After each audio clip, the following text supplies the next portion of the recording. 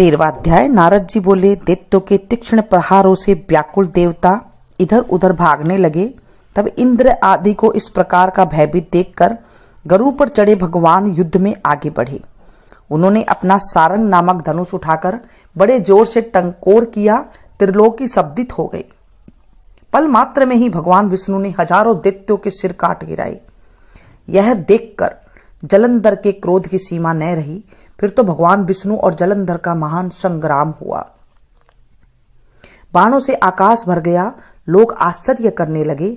भगवान विष्णु ने अपने बाणों के वेग से उस दैत्य की ध्वजा, छत्र और धनुष बाण काट डाले तथा एक बाण से उसकी छाती में प्रहार किया।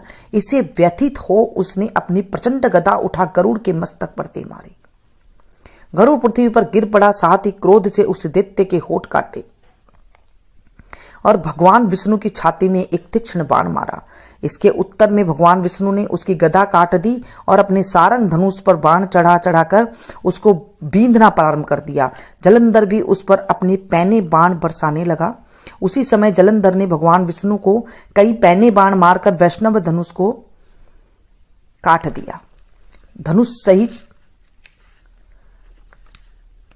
धनुष कट जाने पर भगवान ने गदा ग्रहण कर ली और शीघ्र ही जलंधर को खींचकर मारी भी, परंतु उस अग्निवत अमोघ गदा की मार से भी वह चलायमान न हुआ और मदोन्मत्त हाथी के समान उसे यानी गदा की मार को फूल की माला ही जाना।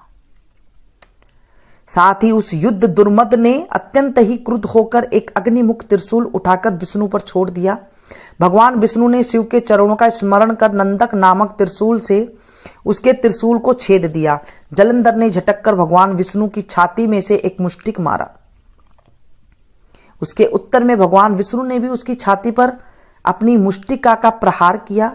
फिर दोनों घुटने टेक कर बाहों और मुष्टिकों से बाहु युद्ध करने लगे। कितने ही देर तक भगवान विष्णु उसके साथ युद्ध करते रहे।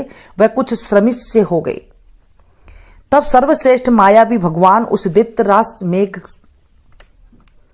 वाणी में बोले, हे रण दुर्मम दैत्य श्रेष्ठ, तू धन्य है जो इस महायुद्ध में इतने बड़े बड़े आयुधों से भी भयभीत न हुआ। तेरे इस युद्ध में से मैं बड़ा प्रसन्न हूं। तू जो चाहे मांग, मैं अदेय वस्तु भी आज तुझको दे दूंगा। माया भी भगवान विष्णु की ऐसी वाणी सुन जलंधर ने कहा, हे भावुक, यदि आप मुझ पर प्रसन्न है तो यह वर दीजिए कि आप मेरी बहन के साथ तथा अपने सारे कुटुंबियों सहित मेरे घर पर निवास करेंगे।